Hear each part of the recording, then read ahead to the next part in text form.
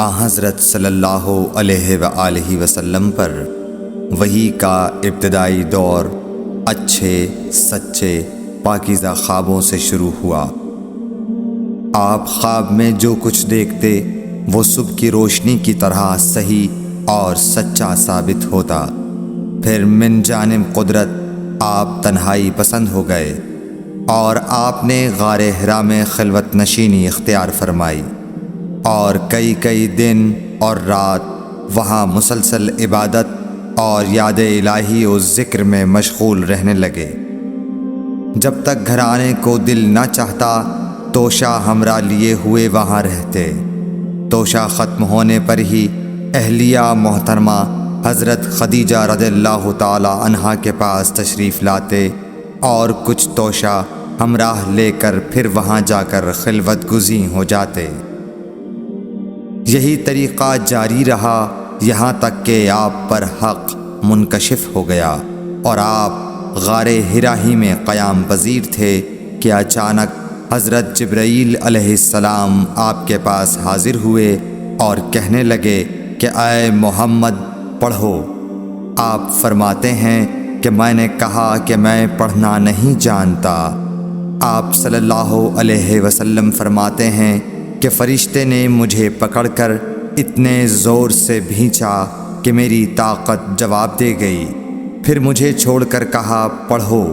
میں نے پھر وہی جواب دیا کہ میں پڑھا ہوا نہیں ہوں۔ اس فرشتے نے مجھ کو نہایت ہی زور سے بھینچا کہ مجھ کو سخت تکلیف محسوس ہوئی۔ پھر اس نے کہا کہ پڑھ۔ میں نے کہا میں پڑھا ہوا نہیں ہوں۔ فرشتے نے تیسری بار مجھ کو پکڑا اور تیسری مرتبہ پھر مجھ کو بھینچا۔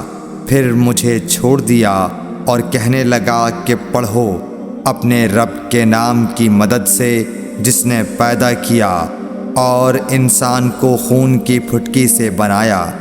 پڑھو اور آپ کا رب بہت ہی مہربانیاں کرنے والا ہے۔ بس یہی آیتیں آپ حضرت جبرائیل علیہ السلام سے سن کر اس حال میں غار حرا سے واپس ہوئے کہ آپ کا دل اس انوکھے واقعے سے کانپ رہا تھا۔ آپ حضرت خدیجہ کے ہاں تشریف لائے اور فرمایا کہ مجھے کمبل اوڑھا دو، مجھے کمبل اوڑھا دو۔ لوگوں نے آپ کو کمبل اوڑھا دیا۔ جب آپ کا ڈر جاتا رہا تو آپ نے اپنی زوجہ محترمہ حضرت خدیجہ رضی اللہ تعالی عنہا کو تفصیل کے ساتھ یہ واقعہ سنایا اور فرمانے لگے کہ مجھ کو اب اپنی جان کا خوف ہو گیا ہے۔ آپ کی اہلیہ محترمہ حضرت خدیجہ رضی اللہ تعالی عنہا نے آپ کی ڈھارس بندھائی اور کہا کہ آپ کا خیال صحیح نہیں ہے۔ اللہ کی قسم آپ کو اللہ کبھی رسوا نہیں کرے گا۔ آپ تو اخلاق فاضلہ کے مالک ہیں۔ آپ تو کنبہ پرور ہیں، بے کسوں کا بوجھ اپنے سر پر رکھتے ہیں، مفلسوں کے لیے آپ کماتے ہیں، مہمان نوازی میں آپ بے مثال ہیں اور مشکل وقت میں آپ امر حق کا ساتھ دیتے ہیں۔ ایسے اوصاف حسنہ والا انسان یوں بے وقت ذلت و خواری کی موت نہیں پا سکتا۔ پھر مزید تسلی کے لیے حضرت خدیجہ رضی اللہ تعالی عنہا آپ کو ورقہ بن نوفل کے پاس لے گئیں جو ان کے چچا زاد بھائی تھے اور زمانہ جاہلیت میں نصرانی مذہب اختیار کر چکے تھے اور عبرانی زبان کے کاتب تھے۔ چنانچہ انجیل کو بھی حسب منشائے خداوندی عبرانی زبان میں لکھا کرتے تھے۔ انجیل سریانی زبان میں نازل ہوئی تھی، پھر اس کا ترجمہ عبرانی زبان میں ہوا۔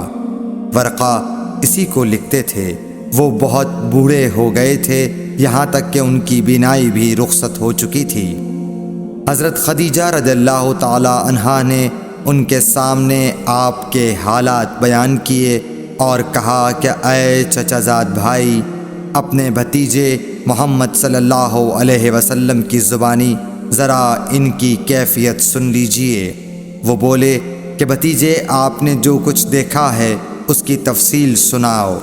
چنانچہ آپ صلی اللہ علیہ وآلہ وسلم نے از اول تا آخر پورا واقعہ سنایا، جسے سن کر ورقہ بے اختیار ہو کر بول اٹھے کہ یہ تو وہی ناموس معزز رازدان فرشتہ ہے جسے اللہ نے حضرت موسیٰ علیہ السلام پر وحی دے کر بھیجا تھا۔ کاش میں آپ کے اس عہد نبوت کے شروع ہونے پر جواں عمر ہوتا، کاش میں اس وقت تک زندہ رہتا جب کہ آپ کی قوم آپ کو اس شہر سے نکال دے گی۔ رسول کریم صلی اللہ علیہ وآلہ وسلم نے یہ سن کر تعجب سے پوچھا کہ کیا وہ لوگ مجھ کو نکال دیں گے، حالانکہ میں تو ان میں صادق و امین و مقبول ہوں۔ ورقہ بولا، ہاں یہ سب کچھ سچ ہے، مگر جو شخص بھی آپ کی طرح امر حق لے کر آیا لوگ اس کے دشمن ہی ہو گئے ہیں۔ اگر مجھے آپ کی نبوت کا وہ زمانہ مل جائے تو میں آپ کی پوری مدد کروں گا، مگر ورقہ کچھ دنوں کے بعد انتقال کر گئے، پھر کچھ عرصے تک وحی کی آمد موقوف رہی۔ صحیح بخاری حدیث نمبر 3۔